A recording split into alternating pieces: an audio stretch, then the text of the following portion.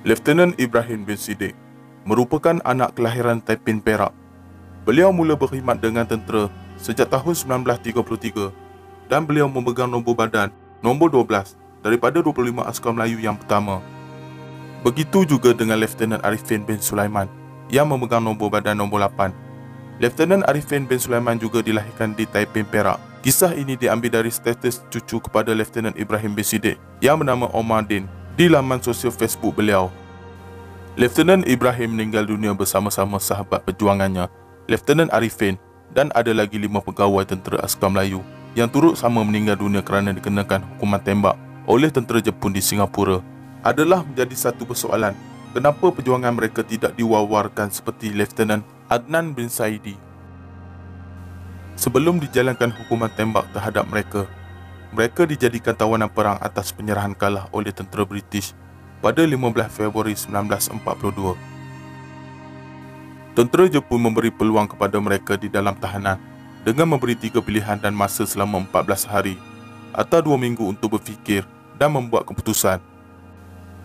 3 pilihan tersebut adalah menanggalkan uniform tentera dan pulang ke kampung dan menjadi orang awam biasa, atau pilihan kedua, masuk berkhidmat dengan tentera Jepun, dan pilihan yang terakhir, masih beruniform dan masih hendak menentang tentera Jepun.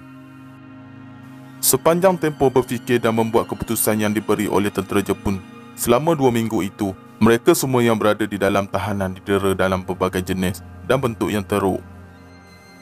Antaranya adalah didera dalam bentuk fizikal, mental dan sebagainya. Ianya umpama neraka dunia bagi kita rakyat biasa jika kita letakkan diri di tempat mereka yang menghadapi berbagai bentuk deraan dari tentera Jepun.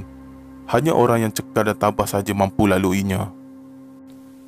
Pada awal pagi 28 Februari 1942, kesemua tahanan dibawa ke kawasan lapang untuk mendengar keputusan terhadap pilihan yang diberi. Apa yang mengejutkan dan menaikkan rasa marah tentera Jepun adalah apabila kesemua 7 pegawai askar Melayu yang ditahan sebulat suara memilih pilihan ketiga, iaitu masih beruniform dan masih hendak menentang tentera Jepun. Lantas selepas itu, tentera Jepun mengarahkan mereka dan beberapa orang awam yang lain untuk menggali kubur sendiri sebelum hukuman tembak dijalankan. Pada lewat petang hari yang sama, mereka diarah berbaris membelakangkan tentera Jepun untuk bersiap sedia menjadi tembok untuk tembakan dari tentera Jepun. Hukuman tembak oleh tentera Jepun tidak dapat dielakkan lagi, menggambarkan perasaan mereka yang sedang berbaris menanti badan ditembusi peluru tentera Jepun dari arah belakang. Akhirnya, semua ke-7 pegawai tentera askar Melayu dan beberapa orang awam ditembak mati selepas beberapa das tembakan dilepaskan oleh tentera Jepun. Maka, syahidlah mereka sebagai saudara Islam yang berjuang mempertahankan negara yang rebah menentang tentera Jepun. Ada seorang orang awam yang berketurunan Cina, iaitu salah seorang daripada mangsa hukuman tembak, bernasib baik kerana tembakan tentera Jepun terkena di lengannya. Setelah ditembak di lengan, mangsa rebah pingsan dan ditimbuni oleh tentera Jepun dengan mayat-mayat yang lain. Kerana mereka tidak menyangka dan tidak perasan ada seorang yang masih lagi hidup. Beliau sangat yang bernasib baik itu adalah seorang juru foto awam. Apabila mangsa tersedar dari pingsan, beliau terus melarikan diri pada malam itu. Dan oleh kerana itulah terbongkarnya peristiwa ini.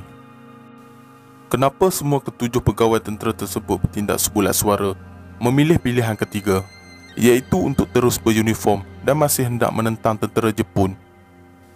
Pendapat dari cucunya sendiri yang bernama Omar Din, mungkin mereka tidak mahu bangsa Melayu dijajah lagi. Mereka tidak mahu kekayaan negara dirampas oleh tentera Jepun, dan mereka tidak mahu adat Melayu diubah untuk memberi contoh jati diri anak Melayu yang tidak mengalah sehingga akhir hayat kepada generasi muda akan datang.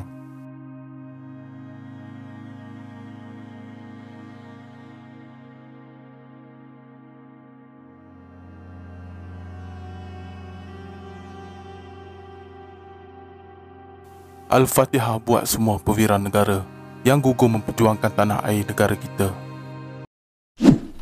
Sekian, terima kasih.